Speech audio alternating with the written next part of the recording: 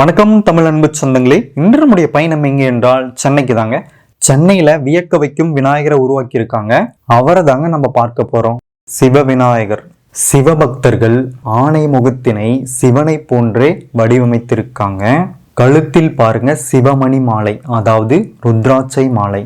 கைகளில் பாருங்க சங்கு, சூலாயுதம், உடுக்கை அனைத்துமே சிவனை போன்றே வடிவமைத்திருக்காங்க.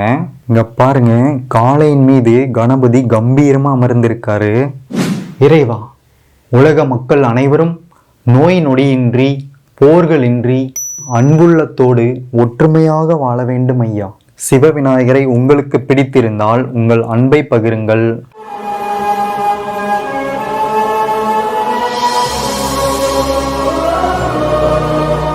அடுத்து திரைப்பட விநாயகர். திரைப்படங்களில் எப்படி தற்காலிக வீடு, கோவில் உருவாக்குவாங்களோ அதே போல இங்கு இந்த கோவிலை உருவாக்கியிருக்காங்க. முகப்பில் பாருங்க இருபுறமும் ஆளி மற்றும் யானையை வடிவமைத்திருக்காங்க. இங்க பாருங்க கருமை நிறத்தில் எவ்வளவு அழகாக இவரை வடிவமைத்திருக்காங்க. திரைத்துறையினர் சார்பாக இந்த கோவிலை அமைத்திருக்காங்கங்க.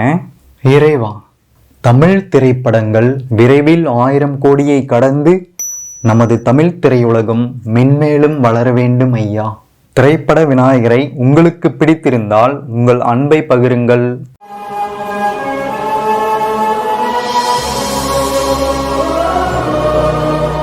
அடுத்து தூரி விநாயகர்.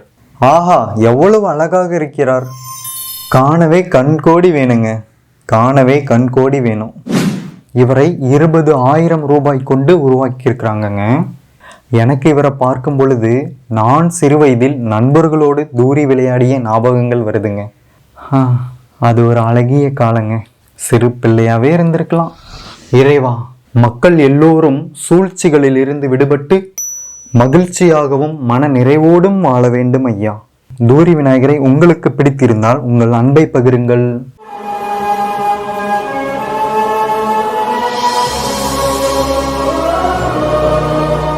அடுத்து கபடி விநாயகர்.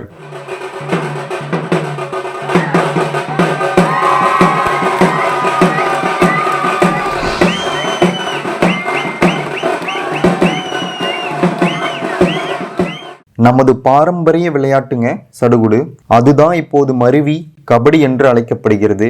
இவரை கபடி விளையாடும் வீரர்கள் அவர்கள் விளையாடும் மைதானத்தில் வைத்துள்ளனர். இவரை ரூ. 45,000 உருவாக்கி இருக்கிறாங்கங்க. இவருடைய உயரம் 8 அடிங்க. தான் நேசிக்கும் விளையாட்டையே கடவுளாக உருவாக்கியிருக்காங்க இந்த நண்பர்கள் குழு. இறைவா, இவர்கள் எண்ணிய எண்ணம் அனைத்தும் நிறைவேறி அவர்கள் வாழ்வில் பல வெற்றிகளை நமது இந்திய நாட்டிற்காக பெற வேண்டும் ஐயா. உங்களுக்கு சடுகுடு பாடி விளையாட பிடிக்குமா, இல்ல கபடி கபடி என்று சொல்லி விளையாட பிடிக்குமா? யாருக்கெல்லாம் கபடி பிடிக்கும், உங்கள் கருத்தை பதிவு செய்யுங்க. கபடி விநாயகரை உங்களுக்கு பிடித்திருந்தால் உங்கள் அன்பை பகிருங்கள்.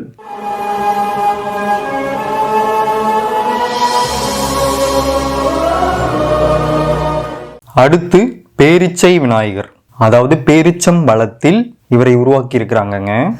இங்க பாருங்க கிரீடம் மற்றும் காதுகள், கைகளுக்கு முந்திரியை பயன்படுத்தியிருக்காங்க. அதே போல் கருப்பு மற்றும் வெள்ளை திராட்சையை கொண்டு இவருடைய கண்களை வடிவமைத்திருக்காங்க. எவ்வளவு துல்லியமா இவரை வடிவமைத்திருக்காங்க பாருங்க. பின்புறம் இருக்கும் மயில் இறகுகள் இவருக்கு இன்னும் அழகு சேர்க்குதுங்க. இவரை கடலில் தான் கரைக்க போறாங்க. இது மாதிரி இயற்கை பழங்களில் விநாயகரை செய்வது இயற்கைக்கு ரொம்பவே நல்லதுங்க.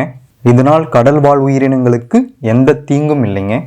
சிந்தியுங்கள் சிந்தியுங்கள் மக்களே, நமது இயற்கையை நாம் தான் பாதுகாக்க வேண்டும். இறைவா, இவ்வுலகில் உள்ள அனைத்து உயிரினங்களும் மாசின்றி மகிழ்வோடு வாழ வேண்டும் ஐயா. பேரிச்சை விநாயகரை உங்களுக்கு பிடித்திருந்தால் உங்கள் அன்பை பகிருங்கள். நன்றி.